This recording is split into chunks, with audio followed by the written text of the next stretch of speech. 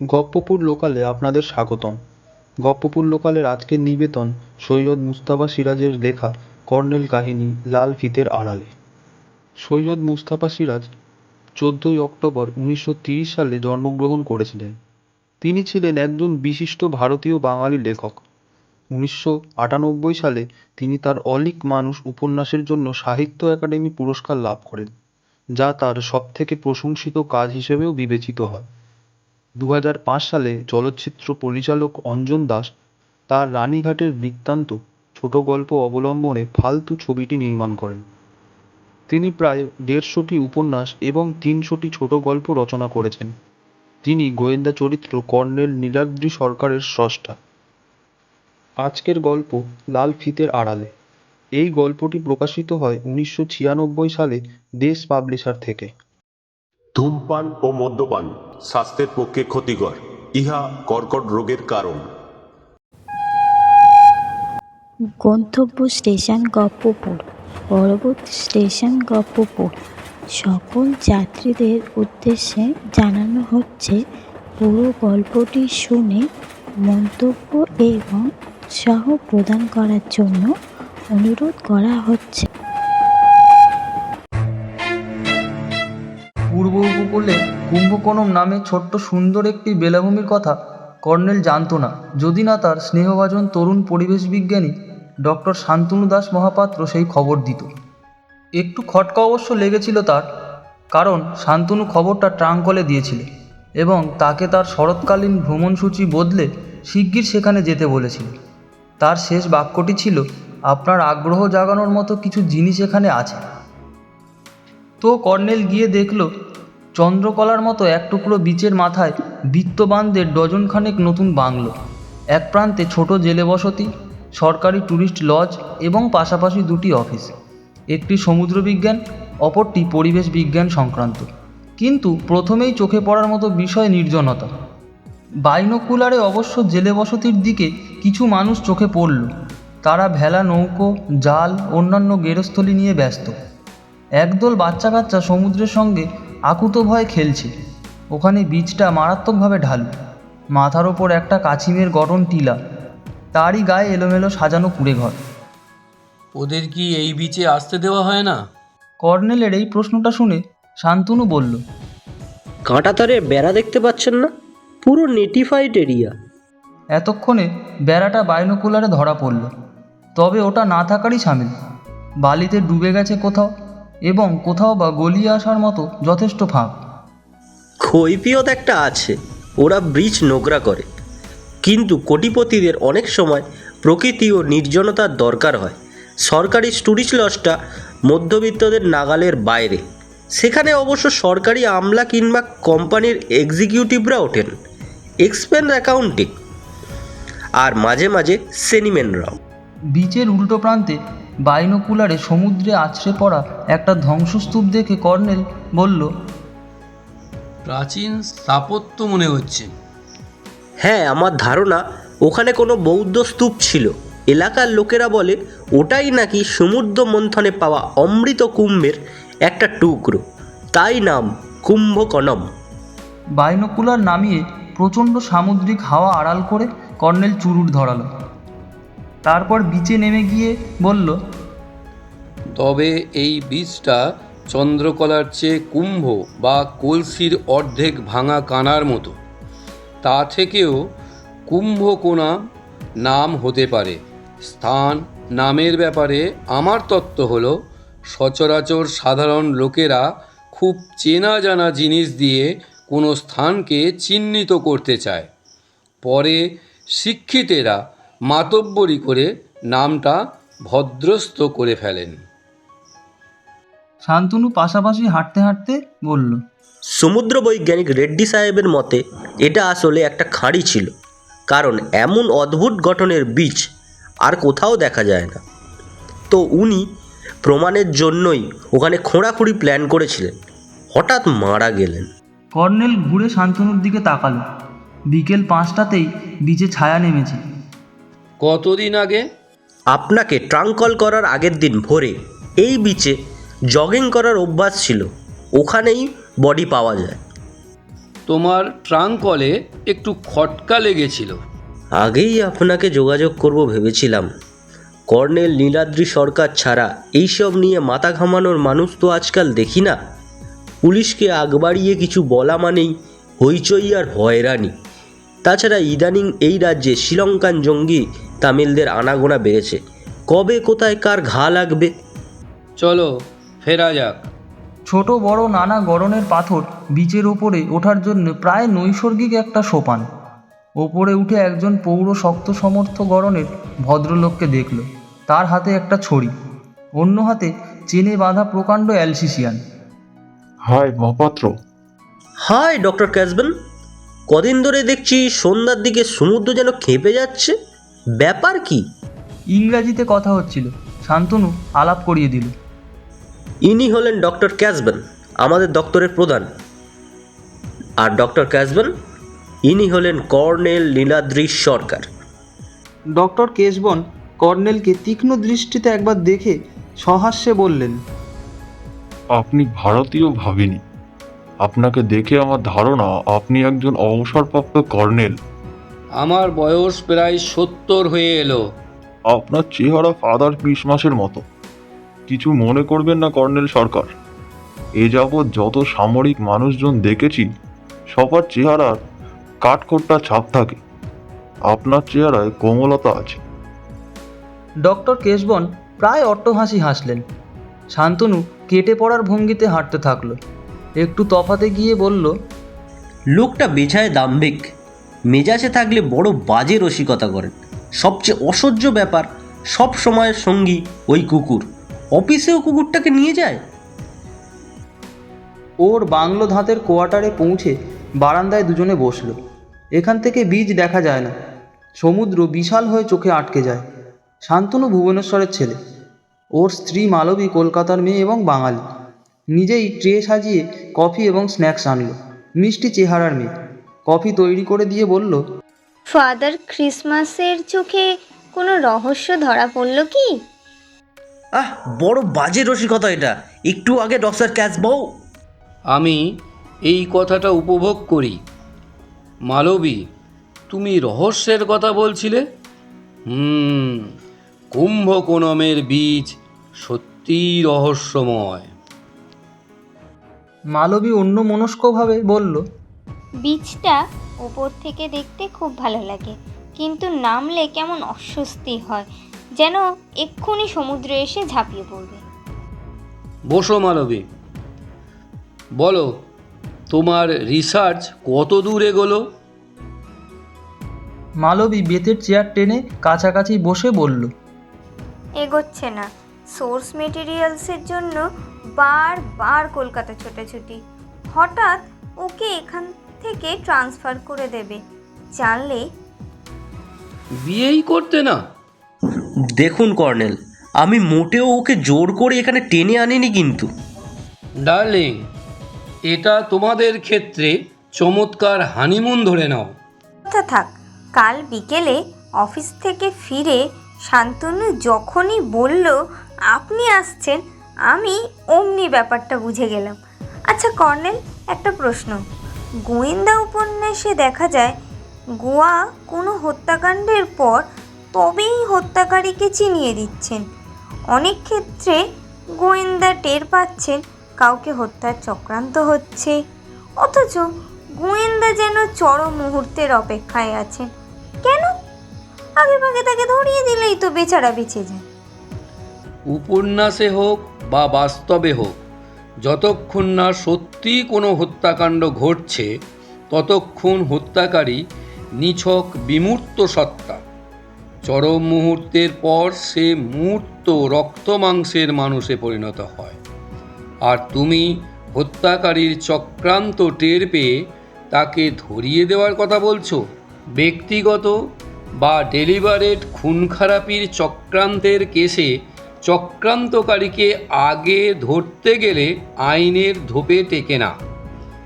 তাকে না জানিয়ে দিলে কিংবা শাসিয়ে দিলে সে প্ল্যান বদলাবে। ভিকটিমের ক্ষেত্রেও তাই।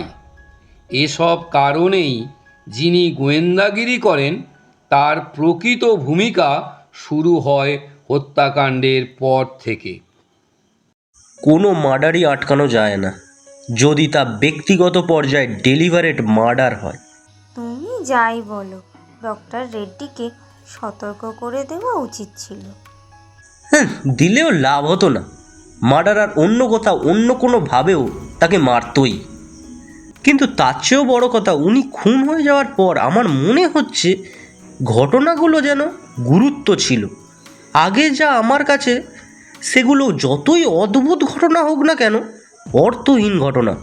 যেমন ডক্টর রেড্ডি আর ওই দপ্তরের ডক্টর পেট্রাকাট একদিন বিকেলে বিচের মাথায় দাঁড়িয়েছিলেন। তার একটু তফাতেই শুনছিলাম পেট্রাকাট তাকে বলছেন, তুমি ওসবে নাক গলাতে যেও না, মারা পড়বে। ডক্টর রেড্ডি খররাগী মানুষ ছিলেন। চটে উঠলেন আর বললেন, আমার হাতে কিন্তু প্রমাণ আছে। আর ডক্টর রেড্ডি সন্ধ্যাবেলায় তার কোয়ার্টারের গেটে দেখে আমি পেছন থেকে ডেকেছিলাম। অমনি ভীষণ চমকে উঠে ঘুরে দাঁড়ালেন। সেটা কিন্তু অদ্ভুত লাগেনি। অদ্ভুত লাগলো ওকে প্যান্টের পকেট থেকে দ্রুত ফায়ার আর্মসটা বার করতে দেখে। তারপর অবশ্য সেটা লুকিয়ে ফেললেন আর নার্ভাস হাসি হেসে বললেন, ও তুমি। আমি ভেবেছিলাম বললাম না। আবার আমি জিজ্ঞাসা করাটাও ঠিক হতো না। সবচেয়ে অদ্ভুত লেগেছিল বিচের উত্তর প্রান্তের ধ্বংসস্তূপ যেটা দেখেছিলেন না, সেখান থেকে লাফ দিয়ে নিচে পড়ে ছুটে পালিয়ে আসা। কাছাকাছি পৌঁছে জিজ্ঞাসাও আমি করলাম, কি হয়েছে? উনি কি বললেন, ওখানে সামুদ্রিক অজগর আছে। ততক্ষণে কফি শেষ। আতপোড়া চুরুট জেলে কর্নেল বলল, বডি ভোরবেলা বিচে পাওয়া যায় বলেছ, কি অবস্থায় ছিল? উপুর, মাথার ডান দিকে পয়েন্ট ব্ল্যাক রেঞ্জ থেকে গুলি করা হয়েছিল, পুরো স্পট ডেড। কে প্রথম বডি দেখেছিল? অনেকেই ওই বিচে জগিং করতে যায়, বিশেষ কেউ আগে দেখেছি বলে শুনিনি। তবে ডক্টর রেড্ডি বরাবর সবার আগেই যেতেন জানি, কারণ আমি খুব ভোরে উঠি আর বিচে যাওয়ার পথটা আমার বারান্দা থেকেই দেখা যায়। তুমি খুব ভোরে ওঠো কেন? শান্তনু একটু হকচকিয়ে গেল। মালবী অস্থির হেসে বলল, গোয়েন্দাদের রীতি প্রত্যেককে সন্দেহ করা। না, এবার এক্সপ্লেন করো। শান্তনু একটুও হাসল না। সে একই ভঙ্গিতে বলল, কিছু বিশেষ প্রজাতির উদ্ভিদে শিশিরের এফেক্ট নিয়ে আমি একটা এক্সপেরিমেন্ট চালাচ্ছি। বেঁচে গেলে কর্নেল, এবার আমাকে সন্দেহ করুন। ডক্টর রেড্ডি যদি শান্তনুর মতো তরুণ, স্বাস্থ্যবান এবং রূপবান হন। প্রেমিক হিসেবে একেবারে অযোগ্য। রোগা, বেঁটে, কুচকুচে কালো, টিপিক্যাল দ্রাবিড়। বয়স আমার দ্বিগুণ, তার চেয়েও সাংঘাতিক। ভদ্রলোকের স্ত্রী জেলাস টাইপের মহিলা। শান্তনুকে জিজ্ঞাসা করুন, ওর অফিসেরই কাজে কোনো এক মহিলা কর্মী গেলে জেরায় জেরবার করে ছাড়তেন। একবার আমি কি বিপদে পড়েছিলাম বলার নয়। ডক্টর রেড্ডি একালসিরে স্বভাবের মানুষ ছিলেন। আমি যতবার দেখেছি অফিসের বাইরে ওকে একাই দেখেছি। দৈবাত কারোর সাথে দেখা হয়ে গেলে সেই লোকটা কিছুক্ষণ সঙ্গ দিতেন, যেমন দেখেছিলাম ডক্টর পেট্রাকাটের সাথে, কিংবা আমার সাথেও কিছুক্ষণ কথাও বলতেন। জগিংয়ের সময় কি উনি শর্টস পরতেন? হ্যাঁ, চালচলনে খুবই স্মার্ট এবং সাহেবী কেতাদুরস্ত মানুষ ছিলেন। ওর পকেটে কোনো ফায়ার আর্ম পাওয়া গিয়েছিল? .22 ক্যালিবারের একটি রিভলভার ডানাতের কাছেই পড়েছিল। সেটা ওরই এবং লাইসেন্স করা অস্ত্র। মর্গের রিপোর্টে বলা হয়েছে ওই একই রিভলভারের গুলিতে মাথার ভেতরকার হাড়ে আটকানো ছিল। বুলেট কেসে 6টা বুলেটের মধ্যে একটি ফায়ার। তাহলে পুলিশের বক্তব্য এটা আত্মহত্যা? হ্যাঁ, কিন্তু তুমি বলতে চাইছো এটা আত্মহত্যা নয়, হত্যা। Delivered murder. তোমার এই ধারণা কি একটু আগে যে ঘটনা 3টি বললেন তাই? কোনো সুসাইড নোট পাওয়া যায়নি, কিন্তু পুলিশ বলছে খররাগী স্বভাবের লোকেদের পক্ষে এভাবে আত্মহত্যা স্বাভাবিক। ওর কলিগ বিজ্ঞানীদের সাথে কথা বলে পুলিশের ধারণা হয়েছে উনি স্কিজোফ্রেনিক টাইপের লোক ছিলেন। অনেক সময় জানতেন না তিনি কি করছেন। আবার নাকি একটা গুরুত্বপূর্ণ ফাইলে আগুন ধরিয়ে দিয়েছিলেন। তোমাদের দপ্তরের সঙ্গে ডক্টর রেড্ডির দপ্তরের সহযোগিতার সম্পর্ক থাকা উচিত। আছে, আমরা পরস্পর ডেটা বিনিয়োগও করি। মালবী উঠে গেল পরিচারিকার ডাকে। এতক্ষণে আলো জ্বলল। কর্নেল বলল, আত্মহত্যার চিঠি না পাওয়া গেলেও তোমার বর্ণনা অনুযায়ী ঘটনাটা আত্মহত্যাই দাঁড়াচ্ছে, কিন্তু তুমি জোর দিয়ে বলছো হত্যা। কর্নেল ডক্টর রেড্ডির লেফট হ্যান্ডেড ছিলেন। তার পক্ষে নিজের মাথার ডান দিকে কানের ওপর রিভলভারের নল ঠেকিয়ে গুলি চালানো সম্ভব নয়। তুমি নিশ্চিত? অবশ্যই, কিন্তু কি আশ্চর্য, পুলিশ এবং অন্য কারোর মাথায় এলো না এই প্রশ্নটা। তুমি প্রশ্নটা কেন? সাহস পাইনি। এখানে যত হোমরা চোমরা লোকেদের বসবাস, কার কোথায় ইন্টারেস্ট আছে জানি না। মালবীর সাথে আলোচনা করার পর আপনাকে আসতে বলেছি আমি। মিসেস রেড্ডি কি আছেন না চলে গেছেন? কাল বিকেলে চলে গেছেন। মাদ্রাজে ওর কোন গ্রামে রেড্ডি সাহেবের পৈতৃক বাড়ি, সেখানেই ওর অন্ত্যেষ্টিক্রিয়া হবে। এমন হতে পারে পুলিশের মুখ বন্ধ করে দেয়া হয়েছে। মিসেস রেড্ডি অর্ধশিক্ষিত মহিলা, তাছাড়া সেকেলে এবং গ্রাম্য স্বভাবেরও বটে। চুরুট অ্যাস্ট্রেতে ঘষটে নিভিয়ে কর্নেল বলল, তাহলে হত্যার সময় ধস্তাধস্তি অনিবার্য ছিল। নিজের রিভলভার খুনিকে পকেট থেকে বের করে দেবেনি বা কেন ডক্টর রেড্ডি? কিংবা ধরো খুনিকে শাসাতে বা খুনির হাত থেকে আত্মরক্ষার জন্য অস্ত্রটা বের করেছিলেন, খুনি তা কেড়ে নিয়ে গুলি করে। এনিওয়ে, ধস্তাধস্তি অনিবার্য ছিল। বিচের নরম বালিতে ছাপ থাকা উচিত ছিল। ডেড বডির তলা দিয়ে সমুদ্রের ঢেউয়ের স্তর বয়ে এসেছিল, আমি সেটা লক্ষ্য করেছি। দাড়ি থেকে অভ্যেস মতো চুরুটের ছাই ঝেড়ে কর্নেল বলল, তাহলে তেমন কোনো চিহ্ন মুছে যাওয়াই স্বাভাবিক। ডক্টর রেড্ডির সঙ্গে এখানে কার ঘনিষ্ঠতা ছিল, মানে বন্ধুত্ব? কারোর সঙ্গেও না। ওর রকচটা স্বভাবের জন্য ওকে কেউ পছন্দ করতো না, আমিও না। Second round coffee? জিজ্ঞেস করছো ডার্লিং? ও, তুমি যে ফাদার ক্রিসমাসকে শীতের কলকাতায় দেখেছিলে, সে এই শরতে একটুও বদলায়নি। মালবী একমুখ হাসি নিয়ে অদৃশ্য হলো। ওর মুখে এখনো বালিকার আদল। আচ্ছা কর্নেল, এমন কি হতে পারে না ডক্টর রেড্ডি জগিংয়ের সময় ফায়ার আর্ম সঙ্গে রাখতেন না? কারণ বিচে আরও অনেকে আসে। ঠিক বলেছ। সেই সময় খুনি ওর বাড়ি থেকে রিভলভার হাতিয়ে। একটা পয়েন্ট বটে, তবে ওর স্ত্রীর অগোচরে তা সম্ভব ছিল কি না এটাই প্রশ্ন। ধরা যাক খুনি জানতো কোথায় অস্ত্রটা থাকে। খুনির ও বাড়িতে গতিবিধি অবাধ হওয়ার কথা, তো ওর বাড়িতে নিশ্চয়ই কাজের লোক ছিল। স্থানীয় একটি মেয়ে, 8 কিলোমিটার দূরে একটা বস্তি আছে। আমাদের এই কাজের মেয়েটিও সেখান থেকেই আছে, এখন চলে যাচ্ছে। কখন আসে? প্রায় 7টা বেজে যায়। মারিয়াপ্পা পায়ে হেঁটে আসতে এবং পায়ে হেঁটেই ফেরে, কারণ পিচের রাস্তা পর্যন্ত কোনো সাইকেল রিক্সাকে যাতায়াত করতে দেওয়া হয় না। বিগ গাইদের ডেরা এই কুম্ভকোণম। দেখবেন সাইনবোর্ডেই লেখা আছে নোটিফাইড এরিয়া, কিন্তু অনুমতি ছাড়া আসা যায় না। শিগগির কফি এসে গেল। কর্নেল লক্ষ্য করল মারিয়াম্মা লন পেরিয়ে চলে গেল। মালবী ভেতর থেকে গেট বন্ধ করে এলো। নিচু বাউন্ডারি ওয়ালের মাথায় তার কাটার বেড়া এবং ঘন দেবদারু শ্রেণী। শান্তনুর সঙ্গে কর্নেলের এই দীর্ঘ বাক্যালাপ থেকে শান্তনুর বৈশিষ্ট্য স্পষ্ট হবে। সে সরাসরি কোনো ঘটনাতে পৌঁছাতে চায় না, তার সঙ্গে অনর্গল কথা বলতে হয়। কলকাতায় থাকার সময় তার এই বৈশিষ্ট্য সে লক্ষ্য করেছিল।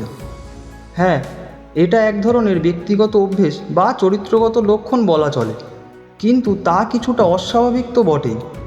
কুম্ভকোণমে এসে এ নিয়ে চিন্তাভাবনার পর কর্নেলের ধারণা হয়েছিল প্রচণ্ড আতঙ্ক মনের তলায় চেপে রাখলেও এমনটা হতে পারে। এটা তার স্বভাবভীরুতা। অন্য কেউ হলে প্রথমেই ডক্টর রেড্ডির মৃত্যু সংক্রান্ত রহস্যময় ঘটনা তাকে জানিয়ে দিত। তাছাড়া ঘটনাটা যে আত্মহত্যা নয়, স্রেফ হত্যা, তা জানিয়ে দিতে এত সময় নিত না। এমনকি শান্তনু বিকালে নিচে নেমে একটা ভিন্ন প্রসঙ্গ তোলার পর প্রথমে শুধু একটি বাক্য দিয়ে ঘটনার সূত্রপাত করেছিল। হঠাৎ উনি মারা গেলেন। ওর এই আতঙ্কটা অস্বাভাবিক। কেন এত ভয় পেয়েছে ও?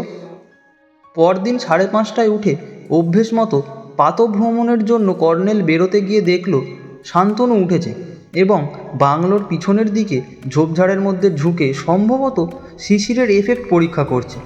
সে কর্নেলের অভ্যেস জানে, তাই গেটের তালা খুলে রেখেছে। তাকে আর কিছু না বলে কর্নেল নিঃশব্দে বেরিয়ে গেল। এখন সমুদ্রটা কিছুটা শান্ত, যেন ঘুম ঘুম চোখে তাকিয়ে আছে। জনহীন বিচের মাথায় ল্যাম্পপোস্টে যে আলোগুলো জ্বলছে তাদের রং ফিকে। পূর্বের দিগন্ত গাঢ় মেঘ। টুপি এবং রেন জ্যাকেট থাকায় বৃষ্টি এলেও সে ভিজবে না। পিঠের কিটব্যাগে প্রজাপতি ধরা নেট এবং স্টিক গোজা। হঠাৎ তার মনে হলো বিচে কি প্রজাপতির আশা করছে? অনাবশ্যক বোঝা। বাইনোকুলারে প্রথমে দক্ষিণের জেলে বসতি, তারপর উত্তরের জলে আছড়ে পড়া ধ্বংসস্তূপের দিকটা দেখে নিলে। জেলে বসতির দিকে ভেলা নৌকো নিয়ে জেলেদের ব্রেকওয়াটারের সঙ্গে মর্মান্তিক লড়াই চোখে পড়ল, চিরকালের বাঁচার লড়াই। উত্তরের ধ্বংসাবশেষের উপরের দিকটায় জঙ্গল গজিয়ে আছে। আবছা একটা নড়াচড়া দেখল যেন। বেশ কিছুক্ষণ পরে একটা লোক নেমে এলো বিচে, পরনে শর্টস। সে জগিং করতে করতে এদিকে আসছে। বলিষ্ঠ গড়নের মধ্যবয়সী একটা ফর্সা লোক। কর্নেল বিচের মাঝামাঝি ইচ্ছে করেই তার গতিপথে দাঁড়ালো এবং কাছাকাছি হওয়ার মুহূর্তে বলে উঠল, ধ্বংসস্তূপে কিছু কি খুঁজছিলেন? কে? বাইনোকুলারে দেখছিলাম আপনি যেন কিছু। কে আপনি? কর্নেল পকেট থেকে নেম কার্ড বের করে দিয়ে একটু হেসে বলল, ওখানে নাকি সামুদ্রিক অজগরের আস্তানা, তাই আমার কৌতূহল জেগেছে। কার্ডটা পড়ে তাকে ফেরত দিয়ে ভদ্রলোক বললেন, সামুদ্রিক অজগর সাংঘাতিক, কৌতূহল বিপজ্জনক হতে পারে। যেমন হয়েছে ডক্টর রেড্ডির পক্ষে। ভদ্রলোক একটু ভুরুটা কুঁচকে ফোঁস ফোঁস শব্দে বলে উঠলেন, আপনি যেই হন, সাবধান করে দিচ্ছি। কোথায় উঠেছেন আপনি? তার আগে আপনার পরিচয় জানতে পারি কি? না। না বলে ভদ্রলোক তার পাশ কাটিয়ে জগিং করতে করতে চলে গেলেন। সেই মুহূর্তে কর্নেল লক্ষ্য করল ওর গলায় একটা সোনার চেন আছে। কর্নেল জনহীন বিচে উত্তর দিকে হাঁটতে থাকলো। মাঝে মাঝে থেমে বাইনোকুলারে দেখে নিচ্ছিল সেই ভদ্রলোক জেলে বসতির সীমানা অবধি গিয়ে ঘুরে আসছেন। তারপর বিচের মাথায় উঠে কিছুক্ষণ দাঁড়িয়ে তাকে লক্ষ্য করতে থাকলেন। ধ্বংসস্তূপের মাথায় সহজেই ওঠা যায়। শান্তনুর ধারণা ঠিক, এটা একটা প্রাচীন বৌদ্ধ বিহারই ছিল। যথেষ্ট গজিয়ে ওঠা জঙ্গলের ফাঁকে এক টুকরো পাথরে পদ্ম, তারপর একটা টুকরোয় ধর্মচক্রের কয়েকটা ছাপ চোখে পড়ল। খুঁটিয়ে চারপাশ বাইনোকুলারে দেখে নিল সতর্কভাবে। তারপর এদিক ওদিক বালিতে মাথা উঁচু করে থাকা পাথর, ভাঙা স্তূপের শীর্ষাংশ এবং উঁচু নিচু গাছপালার ভিতরটা খুঁটিয়ে দেখতে দেখতে হঠাৎ লাল রঙের একটা কুঁচি চোখে পড়ল। ওপরে ঝোপে কোনো ফুল ফোটেনি এবং ফোটে বলে মনেও হলো না। কাছে যাওয়ার আগে বাইনোকুলার একবার দেখে নিল। প্রায় 8 কিলোমিটার দূরে বিচের মাথায় সেই ভদ্রলোক তেমনই দাঁড়িয়ে আছেন, তবে এতক্ষণে একজন দুজন করে জগিংয়ের ভঙ্গিতে নামতে শুরু করেছে বিচে। তাদের মধ্যে যুবতীরাও আছে। কর্নেল বুঝল সামুদ্রিক হাওয়া বালি সরিয়ে দিয়েছে। এই ঝোপের তলায় সূর্যের আলো পৌঁছায় না, কারণ রঙ্গনা ফুলের কুঁচির মতো জিনিসটা ঝোপটার উত্তরে এবং কাণ্ডের কাছে পড়ে আছে। বালি সরানোর আগেই জিনিসটা চিনতে পারল, সরু লাল ফিতের মাথা। বালি সরানোর পর পাথরের একটা পাতলা স্ল্যাব বেরোলো, সেটা সরালে একটা ফাইল বেরোলো। এ ধরনের রদ্দি হলদেটে ফাইল সব সরকারি অফিসের টেবিলে দেখা যায়। ফাইলটা না দেখেই ঝটপট পিঠের কিটব্যাগ খুলে ভিতরে ঢুকিয়ে নিল। তারপর কিটব্যাগ পিঠে হেঁটে প্রজাপতি ধরার জাল হাতে নিয়ে প্রজাপতির পিছনে ছোটাছুটির ভঙ্গিতে কিছুক্ষণ এদিক ওদিক করার পর ধ্বংসাবশেষের চাঙড়ে পা ফেলে কর্নেল নিচে নেমে এলো। জঙ্গিরত একজন যুবক এবং এক যুবতী তাকে দেখে মুহূর্তের জন্য থেমেছিল। তারপরই তারা এক বুড়ো হাবড়া খেয়ালি লোকের আচরণ নিয়ে বিন্দুমাত্র মাথা না ঘামিয়ে চলে গেল। সেই ভদ্রলোক তখন বিচের মাথায় একটা পাথরে বসে আছেন। কর্নেল সোজা জেলে বসতির দিকে এগিয়ে গেল। একখানা কাঁটাতারের বেড়া গলিয়ে টিলায় উঠল। টিলার গায়ে কুঁড়েঘরগুলোর বাসিন্দারা কর্নেলকে গ্রাহ্য করল না, কিন্তু একটু পরেই বাচ্চা কাচ্চার দল প্রথমে তামিল ভাষায়, তারপর ভাঙা ইংরাজিতে পয়সা দাবি করতে থাকলো কর্নেলের থেকে। এই সময় কর্নেল এক টিলার মাথায় পাথরের তৈরি ছোট্ট এবং পুরনো গির্জাঘর চোখে পড়ল। এই জেলেরা তাহলে খ্রিস্টান। বাচ্চা কাচ্চাদের চেহারায় যেন পর্তুগিজদের আদল। প্রাচীন ইতিহাস কর্নেলকে টানে, কিন্তু ফাইলটার টান আরও জোরালো। বাচ্চাগুলোকে কয়েক মুঠো চকলেট বিলি করে বাইনোকুলারে শান্তনুর বাংলো খুঁজে বের করল। তারপর টিলার পশ্চিম ঢাল বেয়ে নেমে গেল ঢেউ খেলানো বালিয়াড়িতে। তারপর থমকে দাঁড়াতে হলো। উঁচু এবং ঘন করে দেওয়া তার কাটার বেড়া, মধ্যে মধ্যে একটা করে লোহার খুঁটি, একখানে সাঁটা, এক টুকরো ফলক, তাতে কয়েকটা ভাষায় লেখা ছুলেই মৃত্যু, সাবধান। তার মানে বিদ্যুৎদাহী তার আছে। তার 3 সার এবং কাটা তারের বাইরে সমান্তরালে টানা আছে। খুঁটির গায়ে সাঁটা অংশটা কালো নন কানেক্টিভ জিনিসে তৈরি, হঠাৎ করে চোখে পড়ে না। অতএব খুব হয়রানি হল। প্রায় 1 কিমি বালিয়াড়ি এবং পাথুরে অসমতল মাটি পেরিয়ে অবশেষে রাস্তা পেল। তারপর হাঁটতে হাঁটতে কুম্ভকর্ণমে প্রবেশপথ। প্রহরীরা পারমিট দেখতে চাইল না, এর নানা কারণ থাকা সম্ভব। শান্তনুর বাংলোয় পৌঁছতে 8টা বেজে গেল। মালবী হাসি মুখে বলল, কোনো ক্লু পেলেন? কর্নেল কোনো উত্তর না দিয়ে শুধু বলল কফি। তার গলা শুকিয়ে গিয়েছিল। শান্তনু অফিস যায় 9টায়, দুপুরে খেতে আসে। ফাইলটার কথা বলে ওকে উত্তেজিত বা নার্ভাস করতে আর চাননি। তবে গলায় সোনার চেন এবং ফর্সা রঙের ভদ্রলোকের কথা তুলতে শান্তনু বলল, বড় ইন্ডাস্ট্রিয়ালিস্ট জয়দেব নায়েক একসময় মন্ত্রী ছিলেন, গত ভোটে হেরে যান, আর এখন প্রতিপক্ষ রাজনীতিও করেন না শুনেছি। তবে রাজনীতি ও আমলা মহলে প্রচণ্ড প্রভাব আছে। না হে, নিজের পরিচয় দিয়ে পরিচয় চাইলাম, দিলেন না। ডক্টর রেড্ডি মারা যাওয়ার 2-3 দিন আগে বেটা ছেলে এসছে। আমাদের হেড ডক্টর কেশবন ওরও ঘনিষ্ঠ লোক। দেখেছি রোজই কেশবন টেলিফোন করে। তোমার আড়ি পাতা স্বভাব আছে নাকি? না, ডক্টর রেড্ডি ব্যাপারটা নিয়ে। ডক্টর রেড্ডিকে খুনের কী মোটিভ থাকতে পারে বলে তোমার ধারণা? এমন কিছু জানতে পেরেছিলেন যা খুনির পক্ষে বিপজ্জনক হতো, তাই ওকে চুপ করিয়ে দেওয়া হয়েছে চিরকালের মতো। আর নিজের কানেই তো শুনেছি ডক্টর পেট্রাকাট ওকে কি বলছিলেন। ডক্টর পোট্রেকাটকে তোমার এখানে চায়ের নেমন্তন্ন করলে কি উনি আসবেন? আসতে পারেন, ও মেয়ে রঞ্জাবতীর সাথে মালবীর বন্ধুত্ব আছে। তুমি বরং আমার কথা বলে, অর্থাৎ তোমার গেস্টের প্রসঙ্গ তুলে ওকে নেমন্তন্ন করো আজ সন্ধ্যার দিকে। তবে সাবধান, বেশি কিছু বলবে না। না, আমি নিজেও তো প্রকৃতি বিজ্ঞানী। শান্তনু অফিস গেল জিপে। ব্রেকফাস্টের পর কর্নেল তার ঘরের দরজা এঁটে কিট ব্যাগ থেকে ফাইলটা বের করে প্রচুর বালি ঝাড়ল। লাল ফিতের গিটটা খুলে পরীক্ষা করে শান্তনুর কথার সত্যতা বুঝতে পারল। ডক্টর রেড্ডি লেফট হ্যান্ডার ছিলেন, বাঁ হাতেই কাজ করতেন। ফাইলটার উপরে কিছু লেখা আছে তামিল ভাষায়। ফাইল খুলতেই প্রথমে বেরোলো একটা নকশা। খুঁটিয়ে দেখার পর বুঝল এটা কুম্ভকোণমের ম্যাপ ছাড়া আর কিছু নয়। অক্ষাংশ দাগিমাংশ লেখা আছে। একটা চৌকো জায়গায় লাল ডট পেনে টিক মারা আছে। পরের কাগজটাও ম্যাপ, কিন্তু উপকূলবর্তী সমুদ্রের ম্যাপ। একটা বাঁকা তীরচিহ্ন দিয়ে কুম্ভকোণমকে নির্দেশ করা হয়েছে। তারপর হঠাৎ কর্নেল চমকে উঠল, যেন হাতের কাছেই সাপ। কয়েকটা ইংরাজিতে লেখা চিঠির জেরক্স কপি। তলার সাইডটা অস্পষ্ট। চিঠিতে এক একটা জাহাজের নাম, তারিখ, কোন অবস্থানে কখন পৌঁছবে, এই সব তথ্য। তাহলে এই ব্যাপার। একটা গুপ্তচক্র কুম্ভকোণমের সমুদ্রবিজ্ঞান দফতরকে কাজে লাগাচ্ছে, কিংবা সঠিকভাবে বলতে গেলে কোনো সমুদ্র বিজ্ঞানীকে। কিন্তু জাহাজের চালকেরা মুখ বুজে থাকে কেন? পয়সা খেয়ে নাকি অন্য কারণে?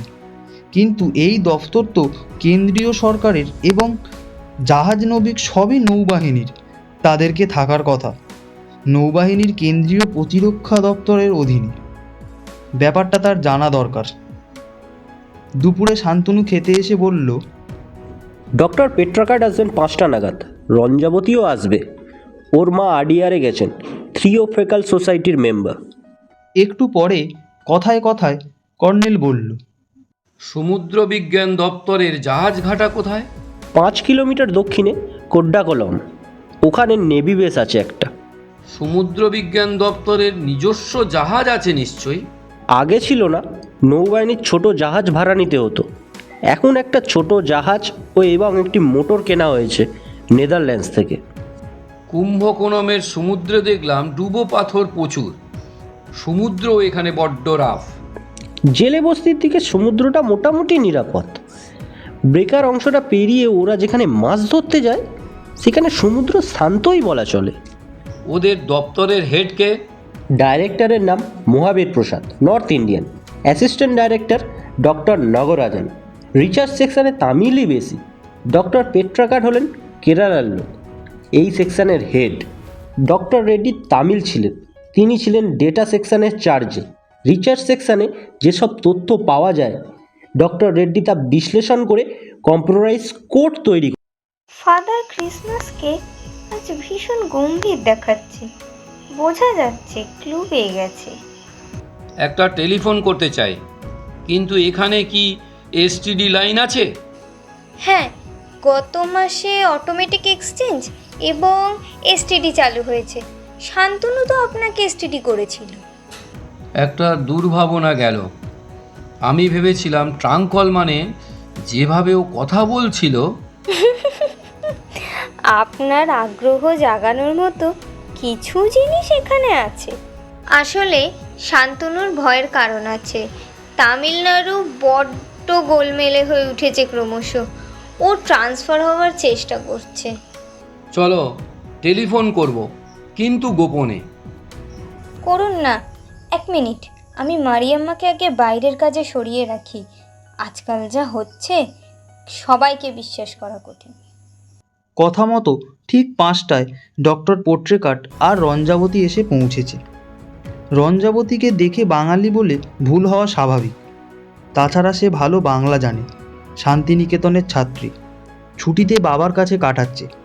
ডক্টর পেট্রোকাট বাংলা জানেন না, ইংরাজি, ফ্রেঞ্চ, জার্মান ভালো জানেন। দুজন মিলে সমুদ্র বিজ্ঞানে খেই ধরিয়ে দিল। উনি প্রায় আধ ঘন্টা বকবক করার পর কর্নেল মুখ খোলার সুযোগ পেয়ে বলল, আপনাদের একজন বিজ্ঞানী আত্মহত্যা করেছেন শুনলাম। দাম্পত্য অশান্তি, রেড্ডির বউ গ্রামের মেয়ে, মানিয়ে চলার সমস্যা ছিল। এদিকে রেড্ডিও ছিল বদরাগী হটকারী স্বভাবের লোক। উনি নিশ্চয়ই আপনার মতো মিশুকে স্বভাবের মানুষ ছিলেন না? না, যে কথা না বললে কথাই বলতো না। ওর কোনো শারীরিক ত্রুটি, মানে অসুখ বিসুখ কিংবা? কিচ্ছু না, রোগা হলেও চমৎকার স্বাস্থ্য ছিল, জগিং করতো নিয়মিত। তবে মানসিক গন্ডগোল ছিল, সিজোফ্রেনিক টাইপ। একটা ফাইলে আগুন ধরিয়ে দিয়েছিল। তখন অবশ্য খুব সিগারেট খেত, যদিও বিশেষ করে ওর সেকশনে ধূমপান নিষিদ্ধ। তো দুর্ঘটনাও ঘটতে পারে। একবার কম্পিউটারে ভুল ডেটা ফিট করিয়ে আমাদের একটা গুরুত্বপূর্ণ রিসার্চ নষ্ট করে ফেলেছিল। অমনোযোগিতা। এই মনে করে ডক্টর পেট্রেকাটের দিকে কর্নেল তীক্ষ্ণ দৃষ্টে তাকালো। রেড্ডি ছিল একজন অদ্ভুত চরিত্রের লোক। যেমন ধরুন, ওর কাছে একটা রিভলভার, ওটা কেন ও সঙ্গে রাখতো এইটা আমি বুঝতে পারছি না। আপনি জানতেন ওর রিভলভার আছে? সে একটা সাংঘাতিক দুর্ঘটনা হতে পারত। একদিন বিচে নেমে যাচ্ছে, তখন প্রায় সন্ধ্যা। লক্ষ্য করলে দেখবেন এখানে সমুদ্র সন্ধ্যার আগে থেকে ভীষণ রাফ হতে শুরু করে। তো হঠাৎ পেছন থেকে ডেকেছি, ভীষণ চমকে উঠে ঘুরে দাঁড়ালো। কয়েক সেকেন্ডের জন্য ওর হাত প্যান্টের পকেটে ঢুকে বেরিয়ে আসছিল। আমার চোখের ভুল নয়, রিভলভারের বাঁট। পরে জিজ্ঞাসা করেননি? করেছিলাম। তামিলদের ইদানিংকার হাবভাব আমি বুঝতে পারি না। ওর কোনো ফায়ার আর্মস নেই, কাজেই আমার নাকি চোখের ভুল। ডক্টর পেট্রাকাট, যদি কিছু মনে না করেন একটা কথা জিজ্ঞেস করব? স্বচ্ছন্দে। এক বিকেলে বিচের মাথায় আপনারা দুজনে কথা বলছিলেন, একটু তফাৎ থেকে আমার কানে এসেছিল। আপনি ওকে কিসে নাক না গলাতে নিষেধ করছিলেন? ডক্টর পোট্রেকাটের চশমা ঝুলে পড়েছিল। চশমার ওপর দিয়ে ওর দিকে তাকিয়ে আস্তে করে বললেন, তুমি যা শুনেছিলে কাকেও কি বলেছো? না। আমি এখান থেকে বদলির চেষ্টায় আছি, তুমিও চেষ্টা করো। কুম্ভকোণম বিপজ্জনক জায়গা হয়ে উঠেছে, বিশেষ করে ওই লোকটা শিল্পপতি এবং প্রাক্তন মন্ত্রী জগদীশ নায়ক সমুদ্রবিজ্ঞান দফতরকে কাজে লাগাচ্ছে। শ্রীলঙ্কার জঙ্গি তামিলদের অস্ত্র মজুতের ঘাঁটি হয়ে উঠেছে কুম্ভকোণম। ও, তাহলে আপনি জানেন? ডক্টর পোট্রেকাট সোজা হয়ে বসলেন। আচ্ছা, আপনি কি সিবিআই এর লোক? না না, ও যে পরিচয় আপনাকে দিয়েছে উনি তাই, প্রকৃতিবিজ্ঞানী এবং অবসরপ্রাপ্ত কর্নেল। ডক্টর পেট্রেকাট, আমার একটা বাতিক আছে, রহস্যময় কিছু ঘটলে নাক গলায়। ঈশ্বরের দোহাই কর্নেল সরকার, এতে নাক গলাবেন না, তাহলে শান্তনু এবং আমি ভীষণ বিপদে পড়ব। জানি, তবে আমার কাজ শুধু সত্যে পৌঁছানো। কি সত্য? কে খুন করলো ডক্টর রেড্ডিকে? কি? রেড্ডি তো আত্মহত্যা করেছে। ডক্টর পেট্রাকাট, আপনি কি জানেন না ডক্টর রেড্ডি লেফট হ্যান্ডার ছিলেন? তিনি কেমন করে নিজের মাথার ডান দিকে লিভার বারের নল ঠেকিয়ে ট্রিগারে চাপ দেবেন? কি আশ্চর্য, এটা তো আমার মাথায় আসেনি। আপনি ঠিক বলেছেন। খুব গুরুতর আলোচনা হচ্ছে, বাধা দিলাম না তো? ডক্টর পোট্রেকাট মেয়ের দিকে তাকিয়ে মালায়ালামে কিছু বললেন। রঞ্জাবতীর মুখে চমক খেলে গেল এবং সেও মালায়ালামে কিছু বলল। তারপর রঞ্জাবতী কর্নেলের দিকে তাকালো আর বাংলায় বলল, মালবিদির কাছে আপনার সত্যিকার পরিচয় পেলাম। কর্নেল হাসল আর সে মনে মনে ভাবল, মেয়েদের পেটে নাকি কোনো কথা থাকে না বলে একটা প্রবচন আছে।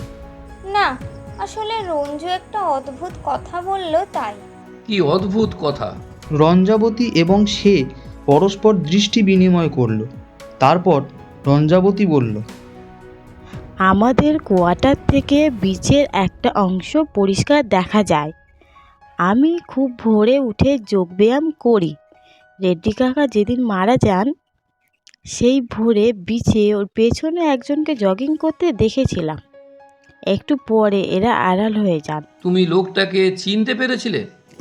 না, তখনও আবছা আঁধার ছিল, তবে রেড্ডি কাকাকে চিনতে পেরেছিলাম, কারণ এরা হাঁটা চলা এবং বিশেষ করে জগিংয়ের একটা বিশেষ ভঙ্গি ছিল।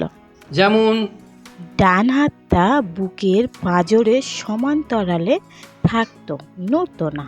রঞ্জু, আমাকে একটু সাহায্য করবে, এসো। এখনো 6টাই বাজেনি, আপনার ডিনারের নেমন্তন্ন তো 8টায়। আমি একটু উদ্বিগ্ন শান্তনু।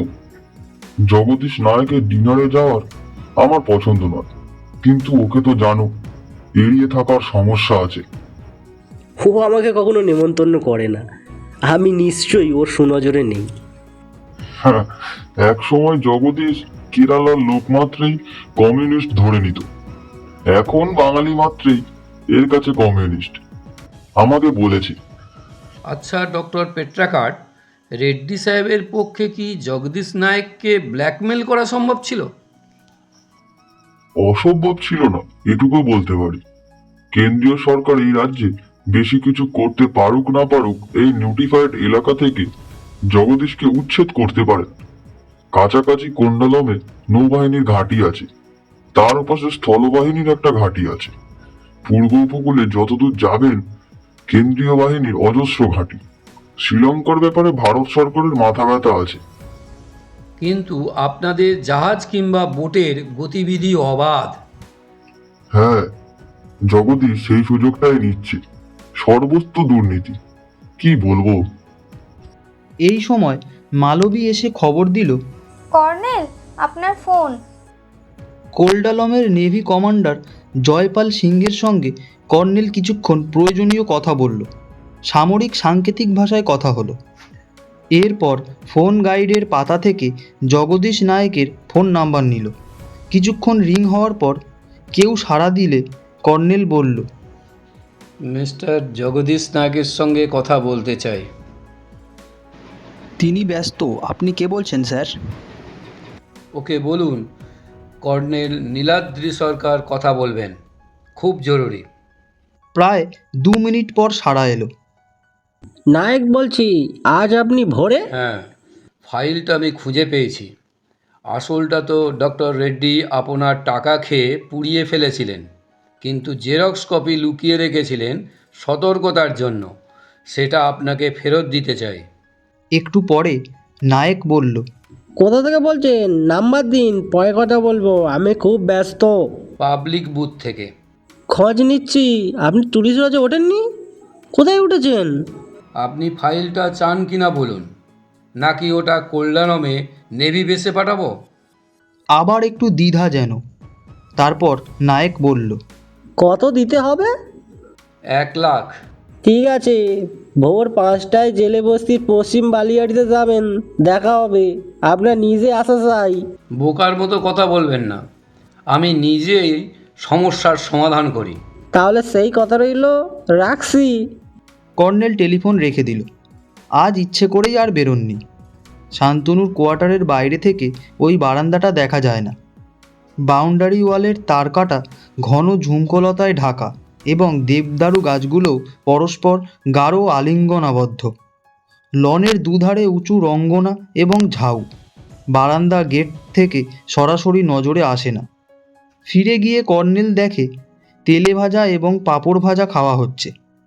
ডক্টর পোট্রেকাটের পাশে বসে আস্তে করে বলল, একটা অনুরোধ, আপনার এবং শান্তনুর নিরাপত্তার স্বার্থে বলছি, নায়কের ডিনারে যেন ভুলেও আমার কথা বলবেন না, বরং ভুলে যান আপনার সঙ্গে আমার দেখা বা আলাপ হয়েছে।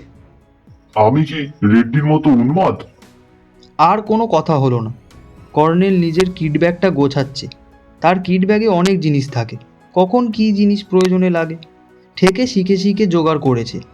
শান্তনুকে বলা ছিল সে 4টেয় বেরোবে, কিন্তু ওকে যেতে বলেনি, তাই তার মুখে একটু উদ্বেগ লক্ষ্য করা যায়। বেরোনোর সময় শান্তনু নিজেই একবার বলল, আমি যেতে পারি, যদি বলেন। কর্নেল কোনো উত্তর না দিয়ে তাকে ইশারায় থামিয়ে দিয়ে বেরিয়ে গেল। কুম্ভকোণমের ম্যাপটা সে আগেই দেখে রেখেছিল। সে হাঁটা শুরু করলো। সংকীর্ণ রাস্তার ধারে যত্নে সাজানো গাছপালার ছায়ায় সে হাঁটছিল। সরকারি কোয়ার্টার এলাকার পর পাথর, বালি এবং কাশবনে ঢাকা অসমতল জমিটা পেরিয়ে কাঁটাতারের বেড়া। কর্নেল হামাগুড়ি মেরে এগিয়ে নিচের বিদ্যুৎবাহী তারটা খুঁজে বের করল। তারপর রবারের দস্তানা পরে প্রথমে বাঁ দিকের লোহার খুঁটির গায়ে আটকানো বিদ্যুতের তারটা কেটে সাবধানে এক টুকরো পাথরে রাখল। ঈষৎ ঝিলিক দিয়েছিল। প্রায় 10 ফুট দূরে ডাইনের খুঁটিতে আটকানো সেই তারের অন্য অংশটাও কেটে ফেলল।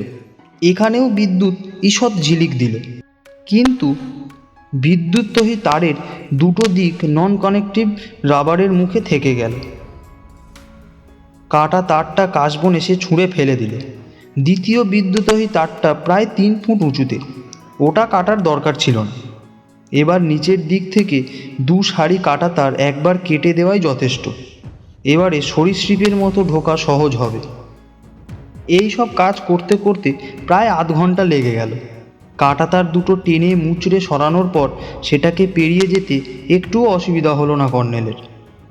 সামরিক জীবনে এ কাজ অজস্রবার করতে হয়েছে তাকে বালিয়াড়িতে হামাগুড়ি মেরে এগোতে হচ্ছিল, কারণ কৃষ্ণপক্ষের এক ফালি পাণ্ডুর চাঁদ তার গতিপথের উপর ঝুলে আছে। খুঁজে একটা গর্ত মতো পাওয়া গেল। এই সব সামুদ্রিক বালিয়াড়িতে সাপ থাকে। খুদে টর্চের আলোয় ভালো করে একবার দেখে নিল জায়গাটা। ওপরে ঢেউ খেলানো উঁচু বালির ঢিবি, কোথাও লম্বাটে, কোথাও কূপের মতো। 4:45 বাজে। এখান থেকে জেলে বসতির টিলা এবং গির্জাঘরটা দেখা যাচ্ছিল। ক্রমে ভোরের আলো ছড়িয়ে আসছিল। এবার বাইনোকুলারে যতটা দেখতে পাওয়া সম্ভব দেখতে থাকলো। একটা ব্যাপারে কর্নেল নিশ্চিত ছিল, জগদীশ নায়ক জঙ্গি কমান্ডো বাহিনী সঙ্গে আনবে না, কারণ কর্নেলের নামের সঙ্গে সামরিক সম্পর্ক আছে। 5টায় গির্জার ঘণ্টা বাজল। জার্মান মনোবিজ্ঞানী জুয়েংয়ের একটা কথা মনে পড়ছিল কর্নেলের। তার এক আত্মীয় তাকে একদিন হঠাৎ রাস্তায় দাঁড় করিয়ে বলেন, শয়তান নরকে আত্মীয়দের কিভাবে পীড়ন করে জানো? তাদের সে অপেক্ষা করিয়ে রাখে। হি কিপ দেম ওয়েটিং। এই অপেক্ষা করে থাকার মতো অত্যাচার সত্যিই আর নেই। প্রতিটি সেকেন্ড এক একটি ঘন্টার মতো দীর্ঘ। 5:15 হঠাৎ কর্নেলের চোখে পড়ল টিলার ঢালে একটা পাথরের আড়ালে গুঁড়ি মেরে বসে তার মতোই বাইনোকুলারে জগদীশ নায়েক বালিয়াড়ি দেখছে। পরনে শর্টস, কাঁধে একটা ছোট্ট ব্যাগ। ব্যাগে 1 লাখ টাকা। সে নিশ্চিত হওয়ার পর উঠে দাঁড়ালো। কর্নেলও উঠে সামনের বালির কূপের ওপর গেল। দেখতে পেয়ে সে জগিংয়ের ভঙ্গিতে নেমে এলো। তার দিকে সাবধানে লক্ষ্য রেখে জিপ টেনে ফাঁক করে জ্যাকেটের ভিতর থেকে ফাইলটা বের করলো কর্নেল। ফিতে খুলে ভিতরটা দেখিয়ে দিল। সে কয়েক পা এগিয়ে এলো। এবার লোকটা কি করবে সে বিষয়ে কর্নেল নিশ্চিত ছিল, তাই মুহূর্তে রিভলভার বের করে বলল, ডুয়েলে হেরে যাবে নায়েক, পকেট থেকে খালি হাত বের কর। হাতের সঙ্গে .22 ক্যালিবার রিভলভার বাট দেখা মাত্র হাত গুঁড়ো করে দেব। আর তোমার ওই খালি ব্যাগটা ফেলে দাও।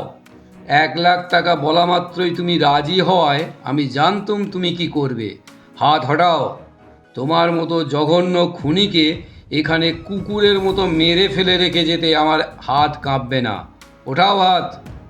সে দুহাত তুলল। তার চোখে অসহায় ক্রুদ্ধতা ঝিলিক দিচ্ছিল। তবে কর্নেল খালি হাতেও ওকে ধরাশায়ী করতে পারে, কয়েক ঘন্টার জন্য অজ্ঞান করে ফেলে রাখতে পারে, কিন্তু ওই যে বলে অপেক্ষা করতে হবে।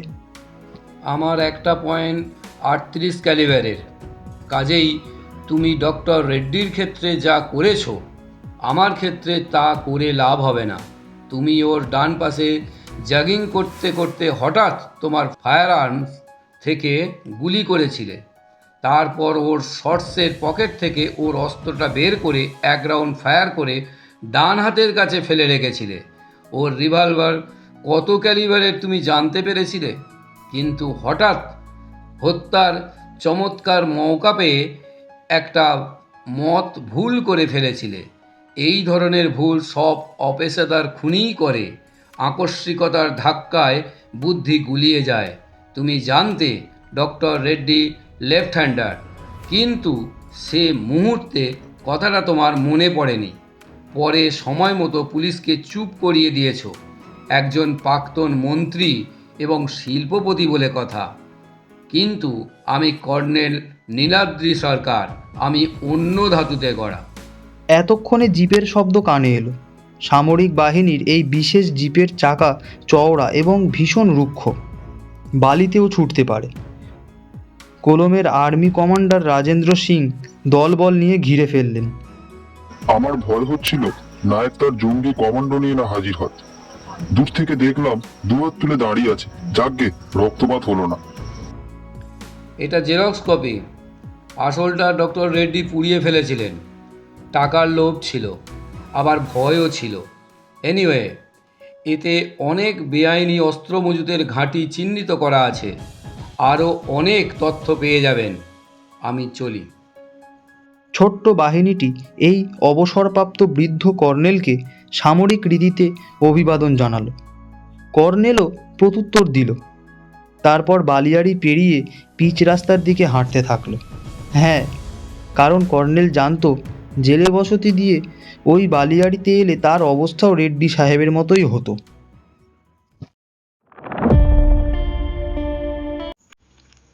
শেষ হলো আজকের নিবেদন সৈয়দ মুস্তাফা সিরাজের লাল ফিতের আড়ালে। কর্নেলের চরিত্রে দেবব্রত পাল, শান্তনুর চরিত্রে পল্লব, পট্রেকাটের চরিত্রে শুভ, মালবীর চরিত্রে ক্যামেলিয়া, রঞ্জাবতীর চরিত্রে প্রতিমা শিকারী নস্কর এবং অন্যান্য চরিত্রে পলরব ও শুভ। গল্প পাঠে ও পরিচালনায় আমি শুভ। পোস্টার ডিজাইন রিতম পাল। আগামী সপ্তাহে আরও একটি গল্প নিয়ে হাজির হবে গপ্পপুর লোকাল।